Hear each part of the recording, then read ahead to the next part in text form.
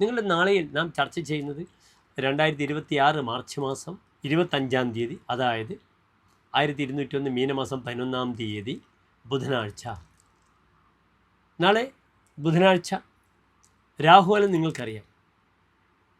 12 മുതൽ 1:30 വരെയുള്ള സമയം, 1.5 മണിക്കൂർ ദൈർഘ്യ സമയം നാം ശുഭകാര്യങ്ങളൊന്നും തന്നെ അനുഷ്ഠിക്കാറില്ല. നാളത്തെ സൂര്യോദയം കാലത്ത് 6:32, അസ്തമയം വൈകിട്ട് അതേസമയം 6:32 തൃശ്ശൂരിൽ. നാളത്തെ തിഥി വെളുത്തപക്ഷത്തിലെ സപ്തമി തിഥിയാകുന്നു. തലേ ദിവസം ഞാൻ ഷഷ്ഠിവ്രതത്തിൻ്റെ പ്രാധാന്യമൊക്കെ എൻ്റെ പ്രിയപ്പെട്ട പ്രേക്ഷകരുമായി ചർച്ച ചെയ്തിരുന്നു. ഇന്ന് വെളുത്തപക്ഷത്തിലെ സപ്തമി തിഥിയാണ്. ഇന്നത്തെ നക്ഷത്രവും മകീര നക്ഷത്രമാണ്. നല്ല നക്ഷത്രമാണ്, നല്ല ദിനമാണ്, നല്ല തിഥിയാണ്. ചെറിയൊരു പ്രയാസങ്ങൾ, ഗർഭിണികളും സ്ത്രീകളും നാൽക്കാലികളും യാത്ര ചെയ്യാൻ പാടില്ലാത്ത ദിനമാകുന്നു ബുധനാഴ്ച. എൻ്റെ പ്രിയമുള്ള പ്രേക്ഷകർക്ക് മകീര നക്ഷത്രമാണ്, ഞാൻ സൂചിപ്പിച്ചു, ബുധനാഴ്ചയാണ്.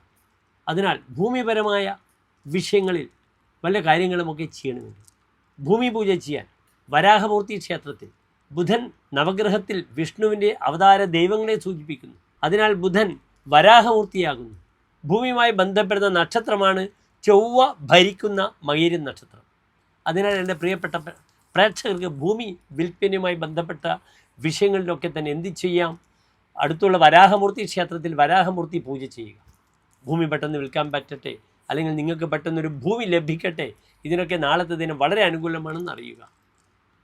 നാളത്തെ വളരെ നല്ലൊരു മുഹൂർത്തമാകുന്നു കാലത്ത് 10:35 മുതൽ 11:30 വരെയുള്ള സമയം.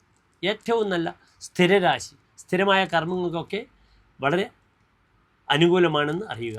എല്ലാ പ്രിയപ്പെട്ട പ്രേക്ഷകർക്ക് ശോഭനമായ നല്ലൊരു നാളെ ആശംസിക്കുന്നു. നന്ദി, നമസ്തേ.